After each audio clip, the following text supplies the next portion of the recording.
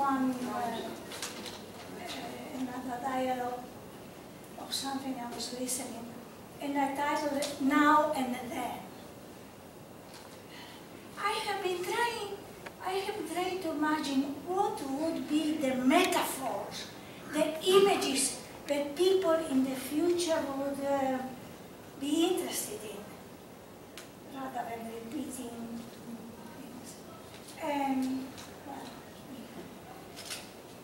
among other things, I read with great interest and fascination and misunderstanding, because I'm so poor in math. I have been reading the books by the futurist Ray Kurzweil. Ray Kurzweil. Anyhow, this poem is far, kind of vaguely written. I am not too far, in a not too far exponential future, according to a famous futurist interpretation. We might be aloof in our computer moral perfection. And I say to somebody, would I not miss hearing about the passionate liaison of Liszt's daughter Cosima and Richard Wagner, whose last opera Parsifal was by her inspired? And the answer somebody gives me, you would not. Yourself, too distant and untrammeled, could not be emotionally fired. And I say, I will miss it now for them then. And Astor Piazzolla, do you know Astor Piazzolla? The tangos? And Astor Piazzolla's tango would move me unless the person answers, unless a memory implant in your brain had been inserted, it would be a useless strain. And I say, it moves me now, and I am enjoying it, and I am enjoying it now. And for whenever a trace of memory I will have left, without any insert. In my pottery club, which I belong for 50 years, a lady said, I wouldn't be able to talk to you if I hadn't an insert. And I was really, you have an insert, so you can, yes, so I can hear and understand you. Perhaps it's my accent. Well, then I wrote a poem to Grandmother Linda, that's the paternal grandmother. She was remembering a trip she had as a child. All aboard, all aboard! Travelers cheerfully clambered up the train. It was Grandmother Linda's mom that planned the trip. Your great-grandmother, Josh. That's the name of my little. 3 or 4 days full board, chugging to Churchill. Did you leave from Saskatoon, Brandon, Winnipeg, Wasagami? Could it have been from the latter? Whence, it didn't matter. Wanderlust drowned her memory. Whence, it did not matter.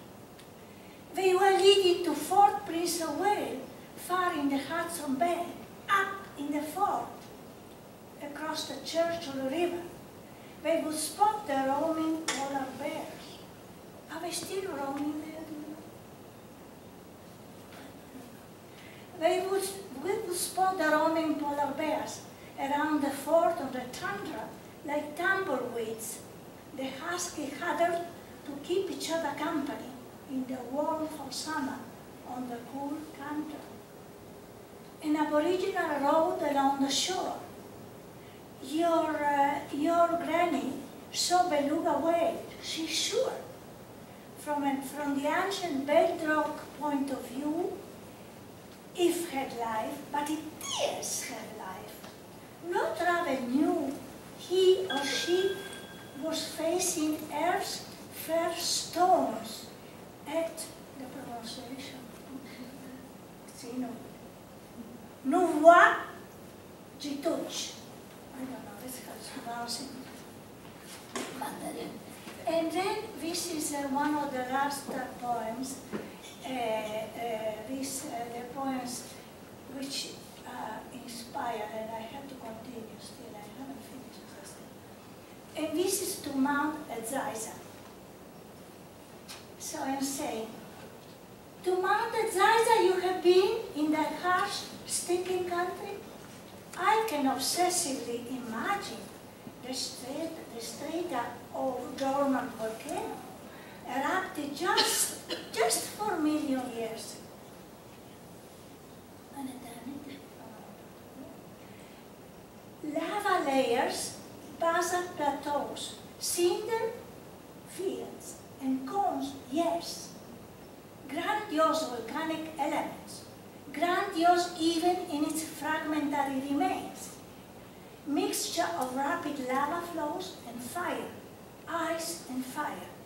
Fire and ice forming the conchoidal glassy obsidian. Obsidian, obsidian.